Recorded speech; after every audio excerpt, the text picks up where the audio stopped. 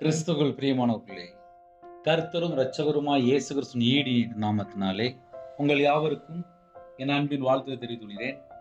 தேவன் அருளிய அப்பம் பிரேயர் மினிஸ்ட்ரி சேனல் மூலியமாக உங்களோடு சந்திப்பதில் மிகுந்த மகிழ்ச்சிகிறேன். தினம்தோறும் இரவு நேரத்திலே பரிசுத்த வேதாந்தத்தில் நாம் ஒரு பகுதி தியானித்து நம்முடைய குடும்ப பாதுகாப்புக்காக நாம் ஜெபித்திருக்கிறோம்.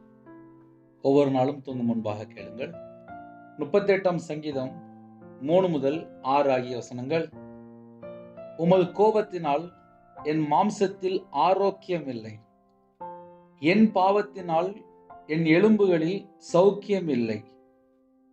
என் அக்கிரமங்கள் என் தலைக்கு மேலாக பெருகிற்று, அவைகள் பாரசுமையைப் போல என்னால் தாங்கக்கூடாத பாரமாயிற்று. என் மதிகேட்டு நிமித்தம் என் புண்கள் அழுகி நாற்றம் எடுத்தது. நான் வேதனைப்பட்டு ஒடுங்கினேன், நாள் முழுதும் துக்கப்பட்டு திரிகிறேன். ஹல்லேலூயா. கிறிஸ்துவில் பிரியமானவர்களே, உமது கோபத்தினால் என் மாம்சத்தில் ஆரோக்கியம் இல்லை, என் பாவத்தினால் என் எலும்புகளில் சௌக்கியம் இல்லை. ஒரு குடும்பம் நைட் நேரத்திலே தேவனுடைய சமூகத்திலே இருக்கும்போது நம்ம வாழ்க்கை கர்த்தருக்கு முன்பாக எப்படி இருக்கு? என்னுடைய வாழ்க்கை தேவனுக்கு பிரியமான ஒரு வாழ்க்கையா இருக்கா, இல்ல கர்த்தரை விட்டு தூரமா தள்ளி போற காரியங்கள் ஏதாவது என்னுடைய வாழ்க்கையில இருக்கா? அதை நம்ம கொஞ்சம் யோசித்து பார்த்தால் நலமா இருக்கும். தேவனுடைய கோபம் ஒரு மனிதன் மேல இல்ல ஒரு குடும்பத்தின் மேல இருக்கும்போது என் மாம்சத்தில் ஆரோக்கியம் இல்லை, சரீரத்திலே ஆரோக்கியம் இருக்காது. பாவத்தினால் எலும்புகளில் சௌக்கியம் இல்லை. ஒரு மனுஷனுடைய வாழ்க்கையில பாவம் இருக்கும்போது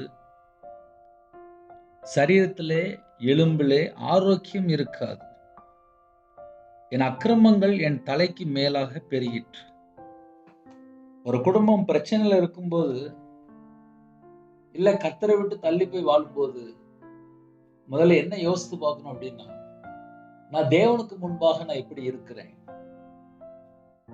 தாவீது ராஜா பல வேளையில புலம்புகிறார். இன்னைக்குள்ள காரியத்திலே நம்ம என்ன யோசிக்க முடியும் அப்படின்னா, 6ஆம் வசனத்திலே நான் வேதனைப்பட்டு ஒடுங்கினேன், நாள் முழுவதும் துக்கப்பட்டு திரிகிறேன்.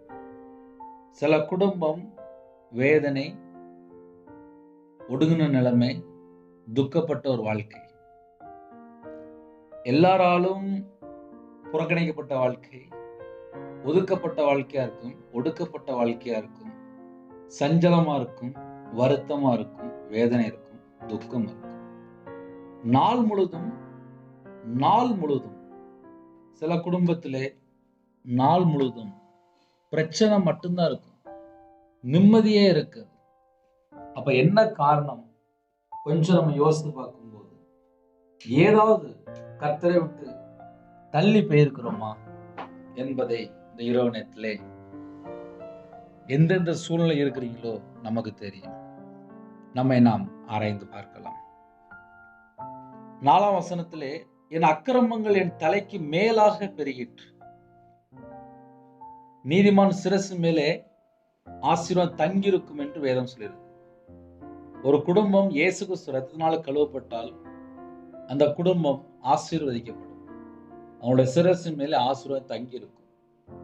அதே நேரத்திலே ஒரு மனுஷனோட வாழ்க்கையில அக்கிரமம் தொடர்ந்து செய்யும் போது, பாவத்திலே வாழும்போது அவனோட வாழ்க்கையிலே ஆசீர்வாதம் இருக்காது. அதுக்கு மாறாக வேதனை இருக்கும், ஒடுங்கின வாழ்க்கையா இருக்கும், துக்கப்பட்ட வாழ்க்கையா இருக்கும். நைட் நேரத்தில் சில குடும்பத்திலே தலைவணியை ஃபுல்லா நினைச்சிருவாங்க. கண்ணீர் கண்ணீர் கண்ணீர் புலம்பிட்டே இருப்பாங்க. என்கிட்ட யாருமே அன்பு கூறல, எனக்கு யாருமே இல்லை, நான் தனியா இருக்கேன் அப்படின்னு சொல்லி பல விதமான ஒரு புலம்பல் இருக்கும். அப்படி எத்தனையோ குடும்பங்கள் உண்டு. சில குடும்பத்திலே விதவையா இருப்பாங்க, திக்கற்ற பிள்ளையா இருப்பாங்க, குடும்பத்திலே ஒரு ஐக்கியம் இருக்காது, கணவன் மனைவிக்குள்ளே ஒரு ஐக்கியம் இருக்காது. இப்படி நம்ம நிறைய பாயிண்ட் சொல்லலாம். நைட் நேரத்தில் யாரெல்லாம் இணைந்திருக்கிறீங்களோ, ஒரு குடும்பத்திலே பாவம் அக்கிரமம் இருக்கா, ஏதாவது மதிகேடான காரியம் இருக்கா, கர்த்தரை விட்டு தள்ளி போற காரியம் இருக்கா, அப்படி இருந்துச்சு அப்படின்னா 5வது வசனம் போட்டிருக்கு, என் மதிகேட்டு நிமித்தம் என் புண்கள் அழுகி நாற்றம் எடுத்தது. ஒரு குடும்பம் கர்த்தரை விட்டு தள்ளி போய் துணிகரமான ஒரு பாவத்துக்குள்ளேயோ துன்மார்க்கமான ஒரு பாவத்துக்குள்ளேயோ இருக்கும்போது அவனோட வாழ்க்கை பலவிதமான பிரச்சனைக்குள்ள காணப்படும். அப்ப நம்ம நைட் நேரத்துல இப்படிப்பட்ட காரியங்களை நம்ம தியானிக்கும் போது ஒரு குடும்பம் கர்த்தருக்கு பிரியமானபடி இருக்கா, அதை நம்ம கொஞ்சம் ஆராய்ந்து பார்க்கலாம். ஏன்னா சில குடும்பத்துல தேவனுக்கு பிரியமானபடி வாழ்ந்துட்டு இருப்பாங்க, சில குடும்பத்துல பல மணி நேரம் அடிமையில இருப்பாங்க, பாவ அடிமையில இருப்பாங்க. இப்ப கையில செல்போனே வந்துட்டு அதுல நல்லது இருக்கு கெட்டது இருக்கு. சில குடும்பத்துல பல மணி நேரம் படம் பார்த்துட்டு இல்ல நாடகம் பார்த்துட்டு இல்ல செல்போன்ல போய் தேவையில்லாத ஏதாவது காரியம் பார்த்துட்டு ஏதோ பாவத்துல போய் ஆட்டோமேட்டிக்கா அவங்களே சிக்கி கொள்வாங்க. அதுக்கப்புறம் அவங்களுடைய வாழ்க்கையில பார்த்தா நிம்மதி இருக்காது, ஒரு நல்ல தூக்கம் இருக்காது, குடும்பத்தோட ஒரு நல்ல ஒரு ஐக்கியம் இருக்காது, வீட்டுல அம்மா அப்பாட்ட பேச மாட்டாங்க, சில குடும்பத்துல மனைவிட்ட பேச மாட்டாங்க, சில குடும்பத்துல தனிமையில வாழ்ந்துட்டு இருப்பாங்க. இதெல்லாம் பின்னாடி என்ன பிரச்சனை அப்படின்னு சொல்லி பார்க்கும்போது, ஏதாவது ஒரு பாவத்துல அடிமையா இருக்கும்போது, சிறையிருப்புல அடிமையா இருக்கும்போது, ஏதாவது ஒரு அந்தரங்கத்துல அடிமையா இருக்கும்போது வெளியே தெரியாது, அவங்களுக்கே தெரியாம சில காரியத்துல அடிமையா இருப்பாங்க.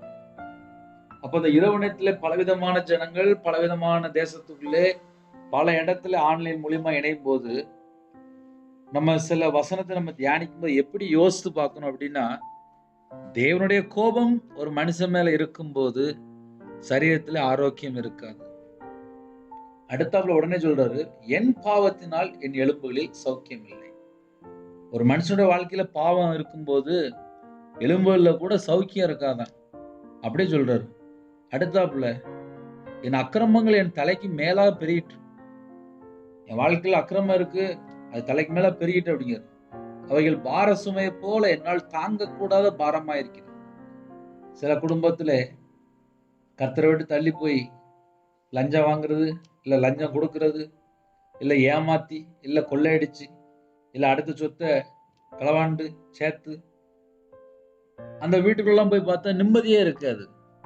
ஏன்னா உண்மையா சம்பாதிக்க மாட்டாங்க, எப்படியா போய் பேசி சம்பாதிச்சிட்டு இருப்பாங்க, அவ்வளவுதான்.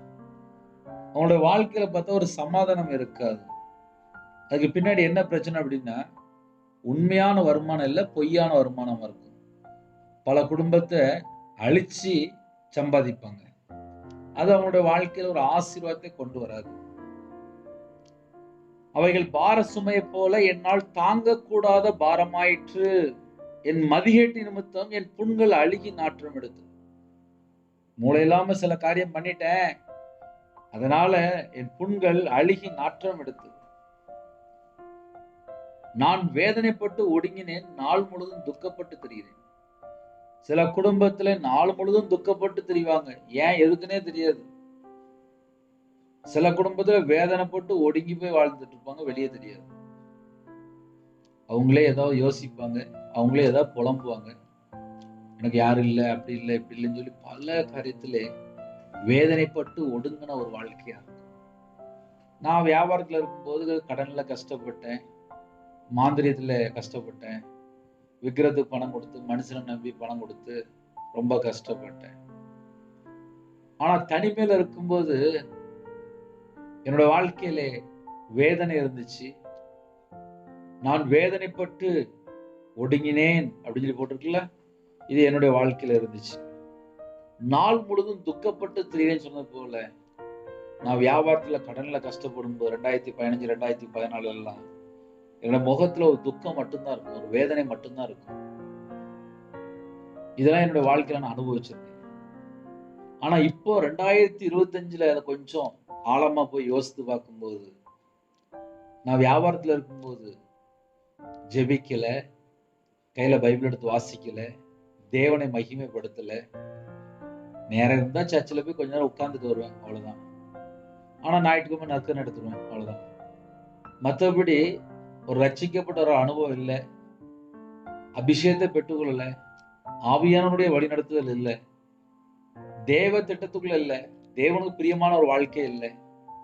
இன்னும் கூட நம்ம கொஞ்சம் என்னை பத்தி சொல்லணும் அப்படின்னா, ரட்சிக்கப்பட்ட ஒரு அனுபவத்துக்குள்ள இல்லை, தேவனுக்கு பிரியமானபடி வாழணும் அப்படின்னு எனக்கு தெரியாது.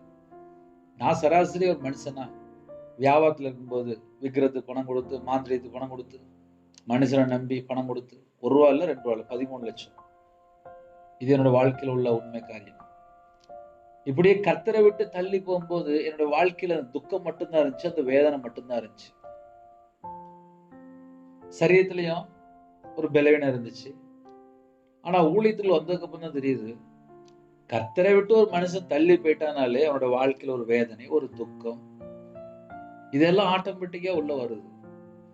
அப்போ ஒரு குடும்பம் தேவனுக்கு பிரியமானபடி இருக்கிறாங்களா அப்படின்னு சொல்லி கொஞ்சம் நம்ம இரவு நேரத்துல யோசித்து பார்த்தால், நிறைய குடும்பத்துல கர்த்தரோடு இல்ல, தேவனோடு நடக்கல. ஏனோக்கு தேவனோடு நடந்தாருன்னு சொல்லி போட்டிருக்கு, தேவனோடு சஞ்சரித்தார்னு சொல்லி போட்டிருக்கு. ஒரு குடும்பம் தேவனோடு சஞ்சரித்தால் அவங்களோட வாழ்க்கை ஆசீர்வாதமா இருக்கும். அவங்க எந்த நிலைமையில இருந்தாலும் மனரமியமா இருக்க கற்றுக்கொள்வாங்க. நான் ஊழியத்தில் வந்ததுக்கு அப்புறம் பல சூழ்நிலையில ஆவியானவர் எனக்கு கற்றுக் கொடுத்திருக்கிறார். வாழ்க்கையிலே சில நேரத்துல தோல்விகள், நஷ்டங்கள், பிரச்சனை, பாடுகள், போராட்டம், கர்த்தருடைய கிருபையினாலே இன்னைக்கு நான் உயிரோட இருக்கேன் அப்படின்னாலே அதுக்கு பின்னாடி பெரிய சாட்சி இருக்கு. எங்க அம்மா வயித்துல இருக்கும்போது மாத்திரை போட்டு அழிக்க பார்த்திருக்காங்க, அதுல தப்பி பிறந்துட்டானோ. இதெல்லாம் எனக்கு எங்க அம்மா சொன்னாங்க. வயித்துல இருக்கும்போதே மாத்திரை கொடுத்து அழிக்க பார்த்தேன்டா, நீ அதை தப்பிச்சு பிறந்துட்ட அப்படின்னா. அதனால என்னோட வாழ்க்கையில நான் உயிரோட இருக்கேன் அப்படின்னாலே அதுவே பெரிய சாட்சி. இந்த கடைசி காலம் ஆபத்து நிறைந்த காலம்தான். பரலோகத்துக்கு போய் சேரணும் அப்படின்னா இந்த உலகத்திலே வெறுக்க வேண்டிய காரியங்கள் நிறைய இருக்கு. மனுஷனை நம்பி போயிட்டு இருப்பாங்க, வேஷம் போட்டு நேரத்துக்கு நேரம் வேஷம் போட்டு பேசிட்டு இருப்பாங்க. தேவைப்பட்ட ஒரு பேச்சு, தேவையில்லைன்னு ஒரு பேச்சு, இப்படி பல மெத்தடில் 24 மணி நேரம் சில ஜனங்கள் ஆப்ரேட் ஆயிட்டு இருப்பாங்க. ஒரு குடும்பம் தேவனோடு இருந்தால் அவங்களுடைய ஆவிக்குரிய வாழ்க்கை நல்லா இருக்கும், ஆசீர்வாதமா இருக்கும். மனுஷன் பின்னாடியே போயிட்டு இருந்தா அப்படின்னா அது ஒரு ஸ்டேஜ்ல போய் பார்த்தா தனிமையில போய் சிக்கி கொள்வாங்க.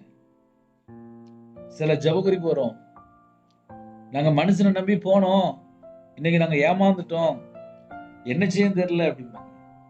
அதுக்கு பின்னாடி என்ன இருக்கு அப்படின்னு சொல்லி பார்த்தா பண ஆசையில போயிருப்பாங்க, பல வருஷமா பழக்கம் இருக்கும், அதனால நம்பி போயிருப்பாங்க, ஏமாந்துருப்பாங்க.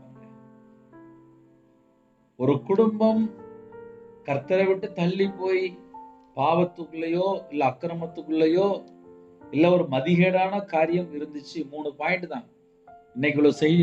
எத்தனை பாயிண்ட்னா 3 பாயிண்ட். ஒன்னு பாவம், ஒன்னு அக்கிரமம், இன்னொன்னு மதிகேடு.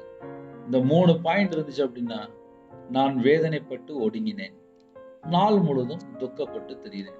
அப்போ ஒரு குடும்பத்திலே பாவத்திலேயே இருக்கும்போது, அக்கிரமத்திலேயே வாழும்போது, மதிகேடான காரியம் செய்யும் போது அவங்களோட வாழ்க்கையிலே ஒரு வேதனை, நாள் முழுதும் துக்கம் தான் உள்ள இருக்கும்.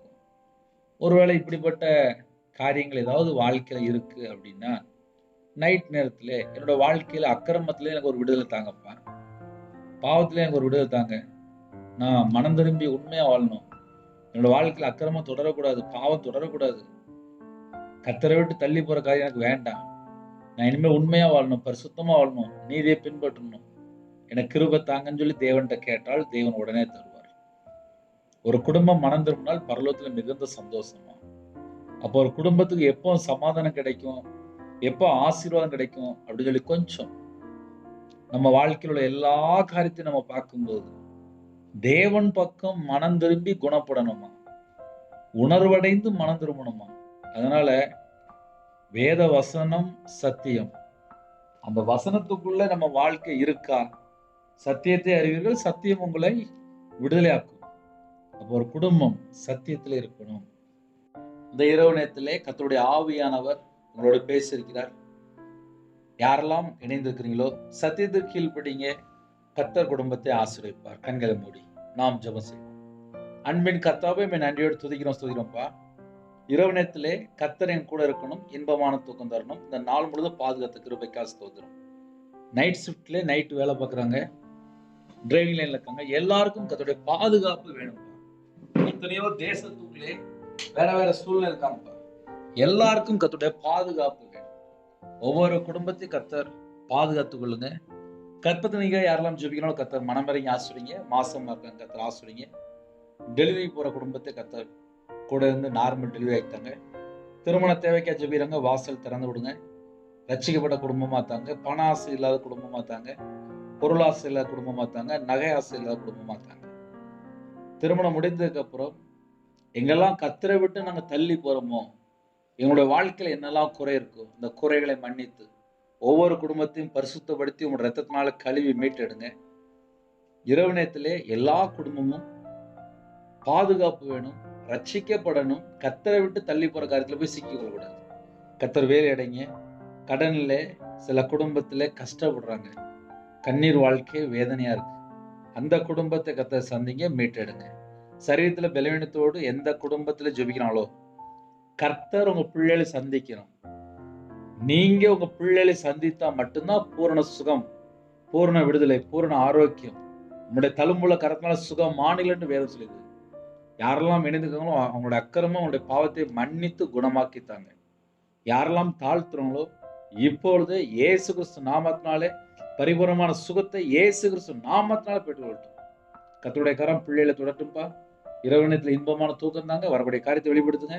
எல்லா தேச ஜனங்களையும் உங்களுடைய ஜீவனுக்குள்ள அர்ப்பணிக்கிறோம். தேவன் அருளை அப்பம் பிரேயர் மினிஸ்டர் மூலமா இணைந்துகிற குடும்பங்கள் இயேசு கிறிஸ்து நாமத்தினால் வேலை அடைபட்டும். ஜீவ புஸ்தகத்துல எங்களோட பேர் எழுதப்படணும்ப்பா. கர்த்தர் பொறுப்படுத்துங்க. குறைகள் குற்றங்கள் எல்லாவற்றையும் மன்னித்து எங்களை பரிசுத்தப்படுத்தி உங்க ரத்தத்தினால கழுவி சுத்திகரித்து ஆசிரியங்க. கர்த்தர் பொறுப்படுத்துங்க. எங்களோட ஆவி உங்களுடைய கரத்துல அப்படிடும். யாரெல்லாம் நைட் நேரத்துல தனிமையில இருக்கிறாங்களோ, பலவிதமான சூழல் இருக்கிறாங்களோ, உங்க பிள்ளைகளுக்கு விசேஷ ஒரு பாதுகாப்பு வேணும். முன்னும் பின்னுமா தேவ நிப்பாட்டுங்க. யாரெல்லாம் நைட்டு படுத்து தூங்க போறாங்களோ எங்க வீட்டுக்குள்ள யூத ராஜசிங்கம் வாங்கப்பா. எங்க இதயத்துக்குள்ளே பிதா குமாரன் பரிசுத்தாவியன் மட்டும்தான் இருக்கணும்.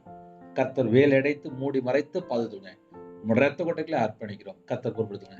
இயேசு கிறிஸ்து பிதாவே ஆமென். தேவனுக்கே மகிமையுண்டதாக. கர்த்தர் தாமே உங்களை உங்கள் குடும்பத்தில் சகல கருத்தும் சம்பூர்ணமாக திருப்தியாக கர்த்தர் கூட ஆசீர்வதிப்பாராக. ஆமென். கர்த்தராகிய இயேசுவின் கிருபையும் பிதாவாகிய அன்பும் பரிசுத்தனுடைய ஐக்கியமும் இப்பொழுதும் எப்பொழுதும் சதா காலங்களிலும் நம்ம கொடுப்பதாக. ஆமென். கிறிஸ்துவில் பிரியமானவர்களே, எனக்காக ஜெபித்துக் கொள்ளுங்கள். 9363064181 நம்பர் உண்டால் நாங்கள் உங்களுக்காக குடும்பத்தை ஜெபிப்போம். God bless you. Thanks for watching. Please subscribe our channel. Click the like and share. Click the bell. God bless you.